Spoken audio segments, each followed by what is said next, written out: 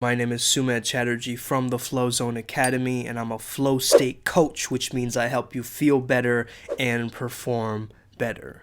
Today, I want to tell you about how to have a celebrity's aura or a celebrity's mindset, how you can just walk into a room and immediately have all the eyes on you. Now, I've met a lot of celebrities in my lifetime, and I've noticed and learned from them. I'm really keen to studying social dynamics and behavior, and so I've noticed that people definitely treat these celebrities very differently. And when you start acting and emitting a kind of energy, just like a celebrity is, you start to notice more celebrities in your life, and that's what happened to me. We watch these celebrities on TV or movies or on the screen, so we feel sort of different to them, externalized to them. The rich and famous have always had this kind of imprint of divinity the rest of us cannot attain, which is not really that true, but it seems that way because so many people give celebrities a lot of attention, and we're sort of sucked into this celebrity culture so much. I miss Kurt Cobain so much. And social media is making this much more rampant. So it's important to notice something in psychology called the halo effect. Hallelujah. Hallelujah. Now, the halo effect is the tendency for positive impressions of a person, company, brand, or product in one area to positively influence one's opinion or feelings in other areas. If we find that somebody is really good at something, we think that, oh, they're good at all these other things too. So we create these snap judgments, okay? So it's important to notice that how you appear, how you're being, how you are being seen, how you are being noticed is very important.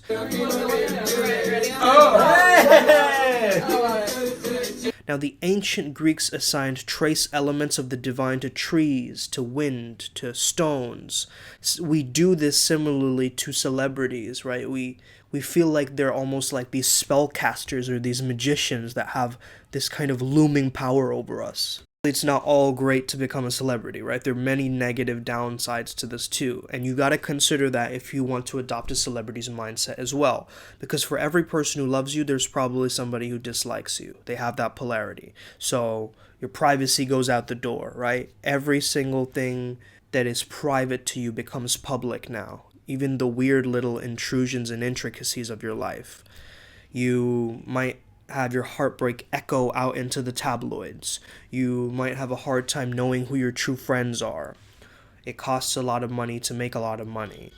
All of these things are going to happen when you are a celebrity, and paparazzi is going to be following you around like crazy. If you're ready for that, then start to emulate and get into this. Because if you are not used to the public noticing you and being seen, and you have a fear of being seen, that is what you must first overcome to have this aura. Okay, the next thing is get others to say yes through priming. Okay, let's say you have an English assignment and you want your teacher to accept saying yes. So, did we have an assignment next Tuesday? They say yes.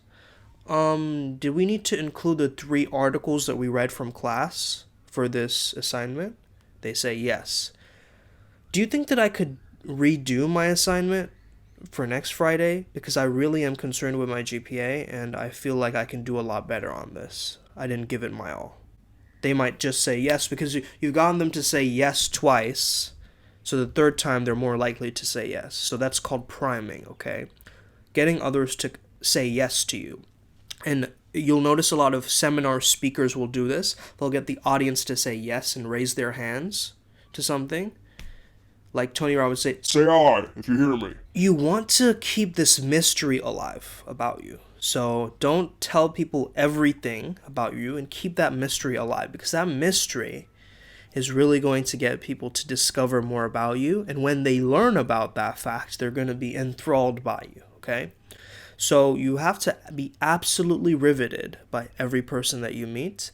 Look at them with total attention and presence. Build a reputation for being utterly devoted to others. That is when it begins. Don't reveal too much about yourself. Focus on the other person. Be calm, be dignified. How would you speak if you were already at that high status? I would. I just got too much to do tonight. How would you walk, talk, behave, sleep, eat? If you want to be the coolest guy or gal in the room, just imagine that you already are. X gon' give it to you. Now, you've got to be careful not to admit arrogance or insecurity. Those are two extreme poles. You want to stay right in the sweet spot, right in the middle, so that you're admirable. If you're showing that you're somebody you're not, or you're trying to do something else which isn't true to your very nature. But what you can do is amplify your strengths, amplify your presence. Hey yo, I'm so rich, my homies take showers for me. I got you, homie. This trick doesn't always work, but it surely sets you apart from the crowd. So anything you can do to set yourself apart from the crowd, whether that's wearing different kind of clothing to the norm, being able to use the power of your mind, it becomes miraculous for you in this instance, for you adopting the celebrity mindset. So the word celebrity actually means solemn ceremony. Someone who's frequented or honored, okay?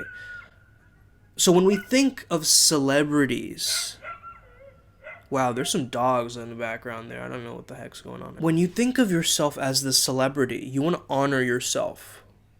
You want to think of yourself like this sacred ritual, this ceremony. How do you keep your pants up when you're performing? It's incredible. Belt. And if you don't see yourself like that already, that's understandable, completely valid, all right? You're not a celebrity yet, maybe, if you're watching this. Maybe you are. It's not going to happen for you if you are putting in doubts in your mind and you're stopping yourself from truly embodying this celebrity aura. Okay, because I believe that each one of us is a star. Each one of us is a celebrity. Each one of us can tap into our peak potential and our genius zone. You notice a lot of people who are popular and are celebrities, they're very good at something. They're very skilled at something. And flow state is right between skills and challenge, okay? So you want to give yourself just the right amount of challenge and right amount of skill. So this is the difference between skills and talents. Talents need to be refined, honed, and tweaked. Skills need to be taught, okay? So maybe you're talented at something, but you're not skilled at that thing. Or maybe you're skilled at that thing, but you're not talented at that thing. If you can overlap both, you're talented at that thing and you have skills to back it up in that area or arena, now you're going to be pretty much unstoppable. Because you're taking your innate core desire and internal talent, which is intrinsic to you, it's a value to you. It is something that you are naturally come into the world with. Maybe it's aligned to your genetic code, but then you're also using skills to make that thing glow brighter. Do a little bit of research into your lineage, into your legacy, and see if you can adapt yourself towards really bringing in those elements to make your skill sets very, very powerful. I hope this video helped you today. Have an amazing day. May the flow be with you and stay legendary.